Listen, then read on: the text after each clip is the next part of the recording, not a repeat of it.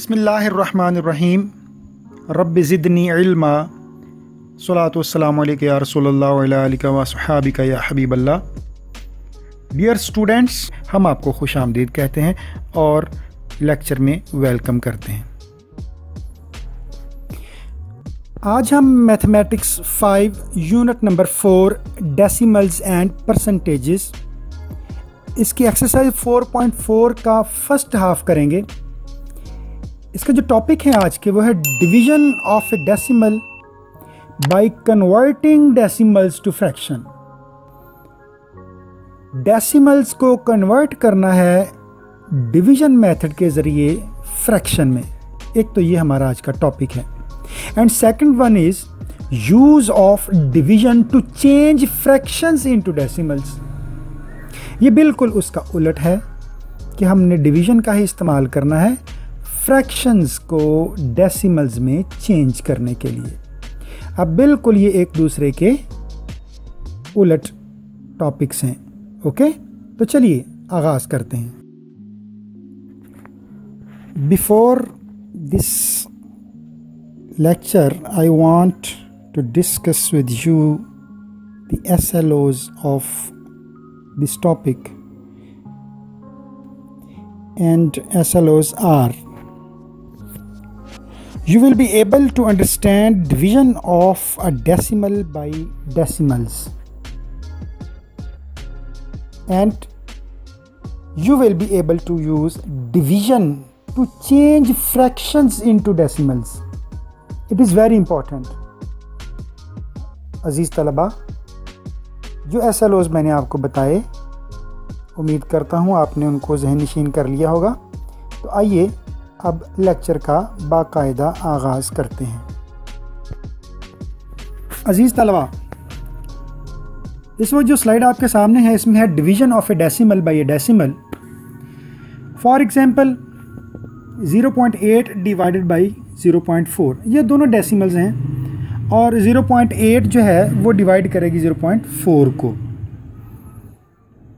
इस एग्जांपल में जो स्टेप्स किए गए हैं, पहला स्टेप जो है वो ये है कि डेसिमल को फ्रैक्शन में बदला है। डेसिमल्स को फ्रैक्शन में बदला है, यानी कॉमन फ्रैक्शन में। और उसके बाद जो स्टेप 2 है उसमें डिवीजन को रेसिप्रोकल लेकर मल्टीप्लाई में बदला है। जो ही आप रेसिप्रोकल लेंगे तो जो डिवीजन है वो मल्टीप्लाई में चेंज हो जाएगी। उसके बाद जो स्टेप नंबर 3 है उसमें आप देखें कि नोमिनेटर को नोमिनेटर के साथ और डिनोमिनेटर को डिनोमिनेटर के साथ टेबल जो है उसका पड़ा है और इसके बाद जो आंसर है वो आपके सामने लिख दिया गया। अब जो खुसूसन बिलखुसूस स्टेप नंबर 2 है उसको ज़रा आप फोकस करें। इसको करने के 2 तरीके हैं। पहला तरीका तो ये है जो मैंने आपके सामने कर दिया है, यानी आप क्रॉस मल्टीप्लिकेशन के तहत इनको काटेंगे और जो भी इनके आंसर आएंगे तो आप उनको ऊपर नोमिनेटर को नोमिनेटर के साथ और डिनोमिनेटर को डिनोमिनेटर के साथ जो आंसर आए थे उनके साथ मल्टीप्लाई करके आंसर ले लेंगे। और जो दूसरा तरीका है वो ये है कि जब आप रेसिप्रोकल लेते हैं तो बिल्कुल कटौती ना करें, सिर्फ ऊपर जो नोमिनेटर हैं उनको आपस में मल्टीप्लाई कर दें और नीचे जो डिनोमिनेटर हैं उनको आपस में मल्टीप्लाई कर दें। अगर आप देखें तो 8 और 10 मल्टीप्लाई होके 80 हो जाता है और इसी तरह से 10 और 4 मल्टीप्लाई होके 40 हो जाता है। तो हमारे पास आंसर स्टेप 3 में फिर आएगा 80 डिवाइडेड बाई 40। अब 80 को आप 40 पे डिवाइड करेंगे तो आपके पास जो आंसर आएगा वो 2 ही आएगा। तो ये दोनों तरीके हैं, जो भी आपको इजी लगे वो आप कर सकते हैं। पाक गार्जियन एजुकेशन सिस्टम के तलबा, अब आपके सामने जो स्लाइड है वो है कन्वर्ट फ्रैक्शंस इनटू डेसिमल्स। प्यारे बच्चों, इसमें 2 तरह की फ्रैक्शंस होती हैं, एक तो कॉमन फ्रैक्शन है और एक कंपाउंड फ्रैक्शन है। तो मैंने दोनों फ्रैक्शंस जो हैं उनकी एग्जांपल्स आपके सामने रख दी हैं। तो फर्स्टली हम जो एग्जांपल कर रहे हैं वो है कॉमन फ्रैक्शन इनटू डेसिमल। तो कॉमन फ्रैक्शन हमारे पास है 1/4।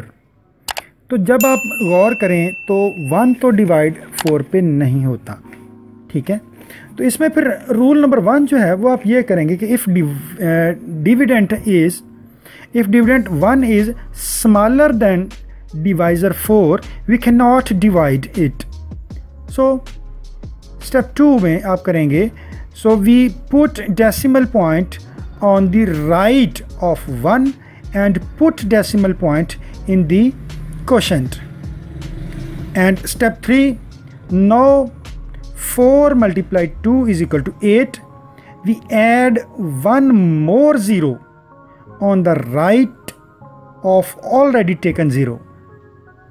Now step number 4 में हम करेंगे, now we complete the division process.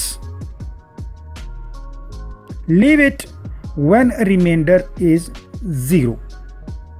और लास्ट स्टेप जो हमारा होगा वो होगा कि always line up the decimal point, जो मैंने पिछले लेक्चर में भी आपको बताया था कि लाइन अप करना है डेसिमल पॉइंट को, यानी सबसे पहले डेसिमल पॉइंट के ऊपर डेसिमल पॉइंट लगा देना है, उसके बाद बाकी जो भी प्रोसेस है वो आपने करना है। तो आप गौर करें, तो 4 अगर हम 1 के साथ भी अगर मल्टीप्लाई करें तो 4 आता है, तो वो तो 1 से बढ़ जाएगा ना, तो इसलिए हमने बढ़ने तो देना नहीं। तो 4 0 0 माइनस किया 1 आया, और ऊपर से जो 0 था उसको हमने नीचे लाए, तो आप गौर करें 10 हो गया है। तो 4 को 2 पे मल्टीप्लाई किया 2 के साथ, तो 8 आंसर आया। तो 0 के नीचे जब हमने 8 लिखा तो 10 में से 8 माइनस किया गया है तो 2 आया। यहाँ पे प्यारे बच्चों एक ख़ास बात आप याद रखिएगा, अक्सर तलबा यहाँ पे गलती करते हैं, वो 8 को 1 के नीचे लिख देते हैं, तो 1 में से तो 8 पहले ही नहीं निकल रहा, तो यहाँ पे लिखने का तो फ़ायदा ही कोई नहीं है। तो आपने इसको हमेशा यूनिट वाले एरिया में लिखना है। तो हमारे पास जो यूनिट का एरिया है वो 0 है, तो वहाँ पे लिखें, और 1 जो है वो हम कैरी लेंगे उधर से, यूँ समझे जैसे हम पिछले लेक्चर में मैंने आपको बताया ना कि हमसे ऐसे उधार ले लेना है, तो उधर से हम एक उधार ले लेंगे, तो हमारे पास इधर 10 हो जाएगा। तो जब 10 होगा तो उसमें से 8 निकालेंगे तो 2 आएगा। तो ये बात आपने याद रखनी है। उसके बाद फिर ऊपर से एक 0 हमने उतारा तो 20 हो गया। अब 4 का टेबल 5 तक पड़ा तो 20 आ गया, माइनस किया 20 में से 20 को, तो आंसर 0, रिमाइंडर 0 आया। तो जब रिमाइंडर 0 आ जाए, जैसे मैंने आपको ये स्टेप नंबर 4 में बताया, तो जब 0 आ जाए तो इट मीन्स आपका काम ख़त्म हुआ, और जो क्वोशंट है वो आपके पास है 0.25। अच्छा प्यारे बच्चों, अगर आपने ये देखना हो कि आपका आंसर ठीक है या ठीक नहीं है, तो सिंपल आप यूँ कीजिए कि क्वोशंट को मल्टीप्लाई कर दीजिए डिवाइज़र के साथ। जब आप उसको मल्टीप्लाई करेंगे डिवाइज़र के साथ, तो आप देखेंगे कि आंसर आपका डिविडेंड ही आएगा और वो 1 होगा। तो अगर तो 1 आपका आंसर आए दोनों को मल्टीप्लाई करने से, तो समझ लें आपका क्वेश्चन जो है वो ठीक तरीके से सॉल्व हो गया है। और अगर 1 ना आए तो चेक कर लें, कहीं ना कहीं मिसिंग होगी। ओके, नाउ अब जो दूसरी एग्जांपल हमारे पास है वो है कंपाउंड फ्रैक्शन की, कंपाउंड फ्रैक्शन इनटू डेसिमल। अब इसको करने के लिए जो हमारे पास पहला स्टेप होगा वो ये होगा कि हम जो कंपाउंड फ्रैक्शन है उसको कॉमन फ्रैक्शन में चेंज करेंगे। ठीक है, जब हम उसको कॉमन फ्रैक्शन में चेंज करेंगे तो उसका तरीक़ेकार आपके बिल्कुल सामने है। तो स्टेप 1 में आप क्या करेंगे, जो मिक्स्ड फ्रैक्शन है आपकी या कंपाउंड फ्रैक्शन है, तो उसके जो होल नंबर है 6 और जो नीचे डिनोमिनेटर है इनको आपस में मल्टीप्लाई करेंगे, और जो ऊपर नोमिनेटर होगा उसको उसमें प्लस करेंगे, और नीचे जब आप तीनों के नीचे लाइन लगाएंगे और नीचे जो 5 डिनोमिनेटर है उसको लिख देंगे। ओके, ये रहा आपका स्टेप 1। उसके बाद आप क्या करेंगे, आप चूँकि आप बोर्ड मास के रूल के तहत अगर आप देखें तो पहले तो मल्टीप्लाई होगा, तो मल्टीप्लाई को किया तो 30 आंसर आ गया, 30 में 3 को प्लस किया तो 33 आ गया, तो अब 33/5 आपने लिख दिया।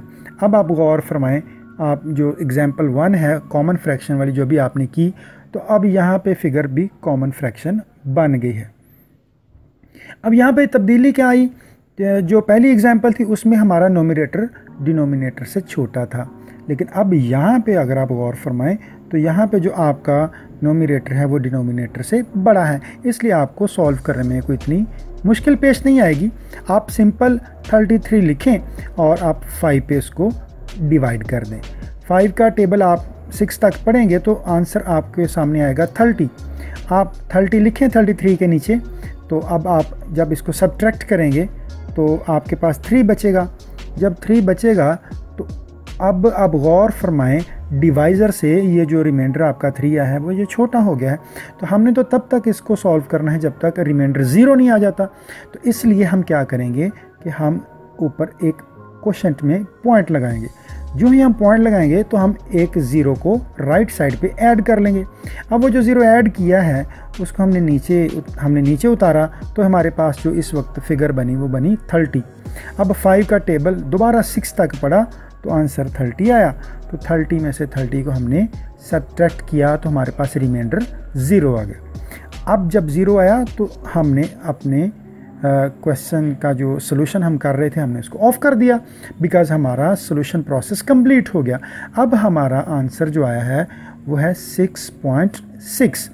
तो प्यारे बच्चों, वही तरीका दोबारा मैं आपके सामने रिपीट कर रहा हूँ कि अगर आपको ये शक पड़ जाए कि आपका आंसर ठीक है या ठीक नहीं है, तो आप फौरी तौर पे क्वोशंट को डिवाइज़र के साथ मल्टीप्लाई कर दें। अगर आपका आंसर डिविडेंड के बराबर आ जाए तो समझ लें आपने क्वेश्चन को ठीक सॉल्व किया है, और अगर डिविडेंड के बराबर आपका आंसर मल्टीप्लाई करके नहीं आता तो दोबारा चेक कर लें, कहीं ना कहीं मिसिंग ज़रूर होगी, आप उसको आसानी के साथ ठीक कर सकते हैं। ठीक है प्यारे बच्चों, उम्मीद करता हूँ आपने ये सारे जो सवालात थे या क्वेश्चंस थे जो मैंने आपको समझाए, आपने अच्छे तरीके से जहन नशीन किए होंगे। तो चलिए अब अपने होम असाइनमेंट की तरफ चलते हैं। होम असाइनमेंट में हमारे पास एक है डिवाइड डेसिमल बाय डेसिमल, जो पहले हमने एग्जाम्पल की थी फर्स्ट स्लाइड में, तो उसमें हमने एक एग्जाम्पल की थी। तो यहाँ पे मैंने आपको 2 एग्जाम्पल जो हैं वो आपके सामने रख दी हैं।